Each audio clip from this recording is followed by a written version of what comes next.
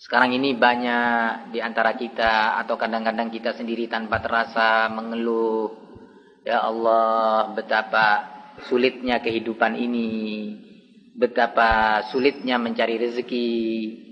Ya Allah, betapa repotnya sekarang dan berapa tingginya atau betapa tingginya harga-harga. Semua serba naik, ya Allah. Nah, banyak kita mendengar keluhan-keluhan seperti ini. Ini menimpa kita, rata-rata kita. Kita ingin sekarang membahas beberapa hal yang penting mungkin untuk kita semuanya. Pertama, kenapa sampai kehidupan seperti ini adanya? Yang kedua, apakah memang benar dan pantas bagi kita untuk sudah menyatakan betapa sulitnya, untuk mengatakan sulitnya rezeki, penghasilan atau lapangan pekerjaan semakin sempit, dagangan tidak laku. Ketika ditanya bagaimana fulan, gimana suk, bagaimana pasar sekarang? Barid katanya, dingin pasarnya. Subhanallah. Ya. Luar biasa. Apakah memang sudah pantas untuk kita menyatakan seperti itu? Mungkin saya akan menjawab pertanyaan yang kedua ini. Wallahi, demi Allah, kalau kita melihat keadaan kita sekarang ini, sangat-sangat luar biasa. Sangat luar biasa. Luar biasa dibandingkan siapa? Dibandingkan kehidupan para sahabat Rasulullah sallallahu alaihi wasallam. Rezeki kita, Masya Allah, di rumah ada beras, Alhamdulillah, walaupun 1 kilo, 2 kilo. Di rumah masih ada kecap yang dengannya kita bisa makan dengan nasi. Di rumah mungkin masih ada tempe. Alhamdulillah kalau kita goreng bersama nasi jagung dan sambal, luar biasa enaknya. Ya. Kita masih punya kangkung, kita masih punya daun singkong, kita punya ketela. Alhamdulillah. Kita kalau lagi duduk habis sholat isya malam atau sore hari, dengan mudah kita bisa membeli keripik singkong atau keripik pisang diminum dengan teh. Masih alhamdulillah. Luar biasa. Di bulan Ramadan kalau mau berbuka, Masya Allah, ada donat, ada nogosari, ada dawet, ya, ada pisang goreng. Masya Allah, kita sampai bingung yang mana yang mau didahulukan. Kurma dulu atau pisang goreng dulu. Nah, alhamdulillah. Jika dibandingkan dengan sahabat Rasul yang mungkin pernah di tempat ini pula saya sampaikan kondisi mereka secara global. Secara global. Bagaimana Aisyah menyatakan, Zahara al-hilal, telah nampak bulan, kemudian bulan yang berikutnya, kemudian bulan yang berikutnya, sementara dari rumah kami tidak ada asap. Tidak ada asap maknanya apa? Tidak ada yang mau dimasak. Luar biasa. Yang mau dimasak tidak ada.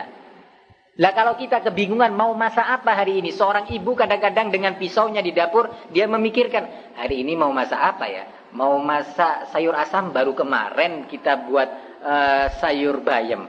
Mungkin bosan sayur-sayuran. Sudahlah, buat pecek tempe. Masih bingung kadang-kadang seorang ibu, ya, memikirkan apa yang mau dimasak hari ini. Sementara sahabat Rasul dan kondisi Rasul SAW dan rumah tangganya seperti itu. Pernah saya sampaikan bagaimana seorang sahabat yang di bulan Ramadan berpuasa, bekerja berat di siang harinya, pulang ke rumah di waktu menjelang maghrib, tanya kepada istrinya, punya makanan? Makanan untuk apa? Camilan kah? Bukan. Bukan camilan. Untuk berbuka, untuk menghilangkan lapar dan dahaga. Kata istrinya, enggak ada, enggak punya. Kalau begitu saya akan keluar sekarang ini mau cari beberapa makanan ke beberapa rumah saudaranya. Si istri pun tidak kemudian menyatakan kepada suami, makanya cari uang yang benar, ya, cari uang yang betul, jangan ditelantarkan saya. Lah kalau orang semacam sahabat seperti ini atau Rasulullah SAW yang ternyata di rumahnya 3 bulan berturut-turut di rumah Aisyah tidak ada asap.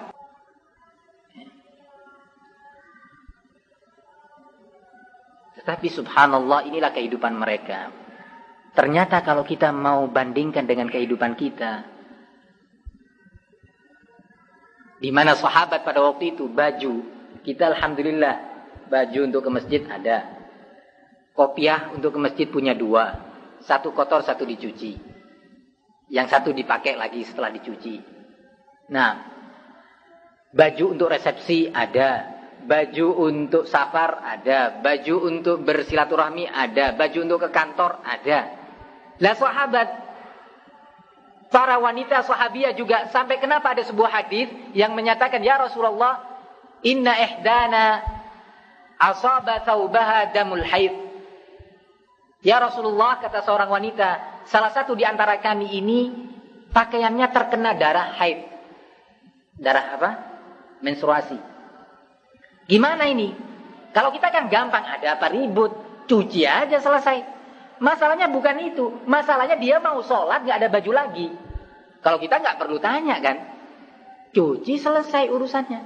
Oh gak ada baju lagi yang warna hijau, yang warna biru, yang warna putih.